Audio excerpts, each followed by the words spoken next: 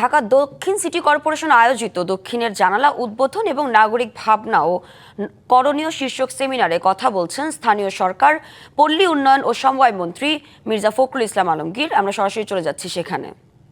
পরিকল্পনা তৈরি করছেন, উন্নয়ন করছেন, যেটা কিছুক্ষণ আগে বলে গেলেন যে প্রজেক্ট তৈরি করছেন, প্রজেক্টের পর প্রজেক্ট, হাজার হাজার কোটি টাকার প্রজেক্ট চলছে এই ঢাকা নগরের জন্য। কিন্তু মানুষ কতটুকু উপকৃত হচ্ছে, নাগরিকরা কতটুকু উপকৃত হচ্ছে, সেই বিষয়গুলো ইভালুয়েট করা দরকার এবং সেই বিষয়গুলোকে সামনে এগিয়ে যাওয়া দরকার। সিটি কর্পোরেশন নিঃসন্দেহে একটি স্থানীয় সরকারের একটা অংশ, স্বায়ত্ত শাসিত। পৃথিবীর সমস্ত নগরগুলো শাসিত হয় এই স্বায়ত্ত শাসিত কর্পোরেশন দ্বারা বা আপনার তার মেয়রের দ্বারা নির্বাচিত হন। সেই জায়গাগুলোতে মনে হয় আরো গভীরভাবে চিন্তা করা দরকার, আরো দেশপ্রেমের সঙ্গে কাজ করা দরকার এবং সত্যিকার অর্থেই সেই কমিটমেন্ট থাকা দরকার, যে কমিটমেন্ট থেকে আমরা কাজ করতে পারি ভবিষ্যৎকে সুন্দর করবার জন্য।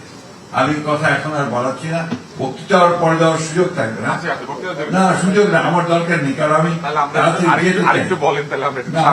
আমার কথাটা আমি বারবার বলেছি।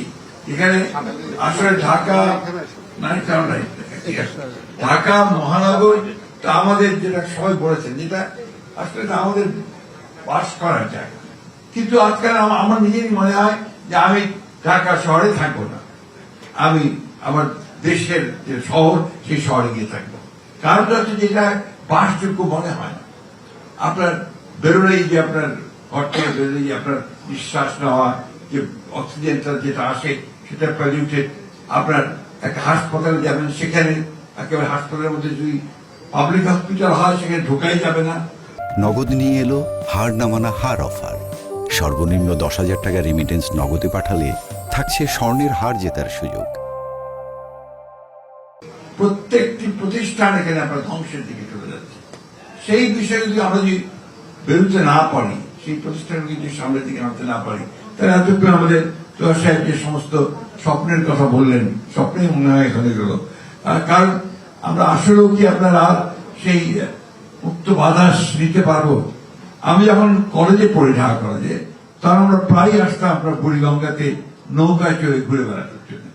এখন সেই বুড়িগঙ্গার কাছেও যাওয়া যায় না, এত পলিউটেড, এত দুর্গন্ধ।